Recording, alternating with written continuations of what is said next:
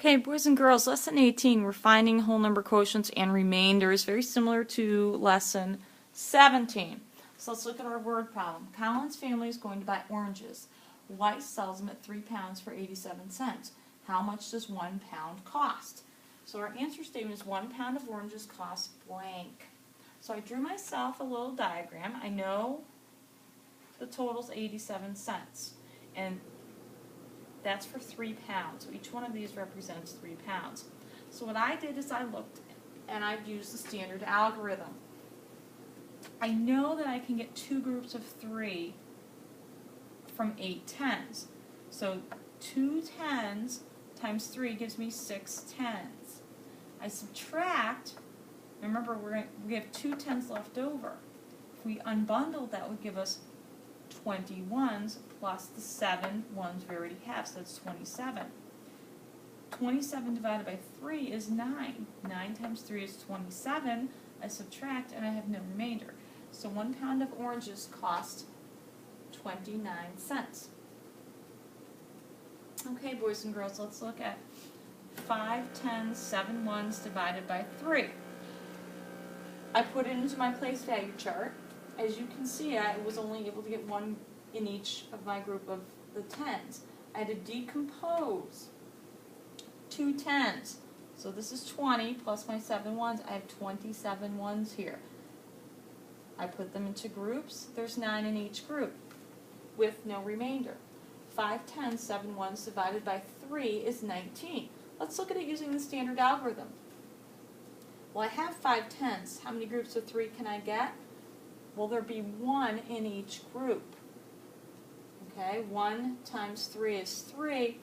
Well, that leaves 2 tens to unbundle. Plus the 7 ones I had, that's 27 ones. How many are in each group of 3? Well, if I think of my basic facts, something times 3 is 27. It's 9. 9 times 3 is 27. I subtract, and there's nothing left over, no remainder. Let's look at a couple more.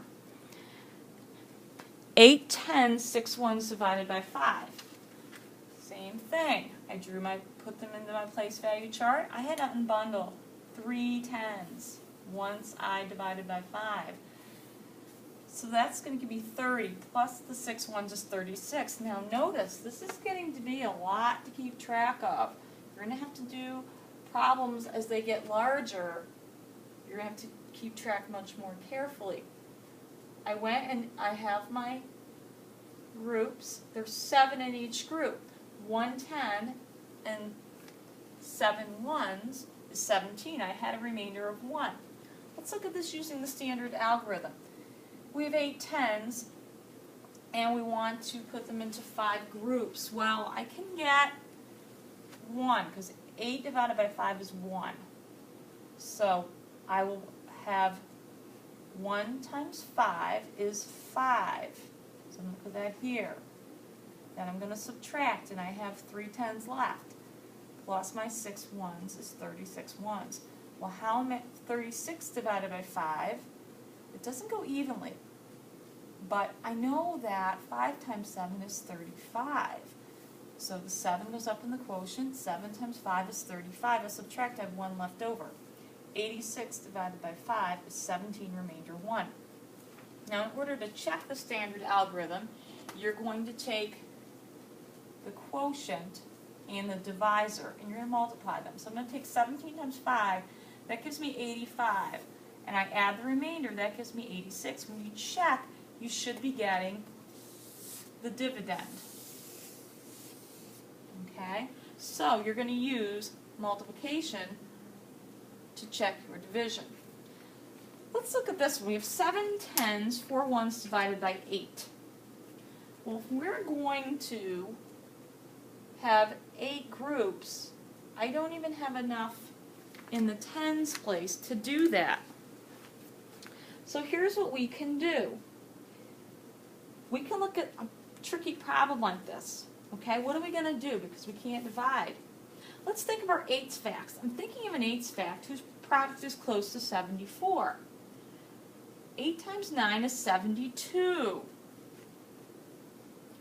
Okay, but 72 is only part of 74. The missing part would be 2. So the division equation, 74 divided by 8 equals 9, remainder 2. All right, let's try that with another one. Let's try that with 87 divided by 9. 87 divided by 9. Well, I'm thinking of my 9 stacks. I know that to get close to 87, 9 times 9 is 81, leaving 6.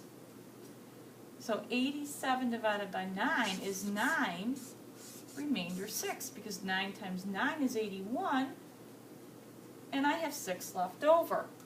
Let's try one more. 64 divided by 7. Once again, I cannot get a group of 7 because I only have 6 tens. So let's think of our 7 stacks. Okay, let's take 64.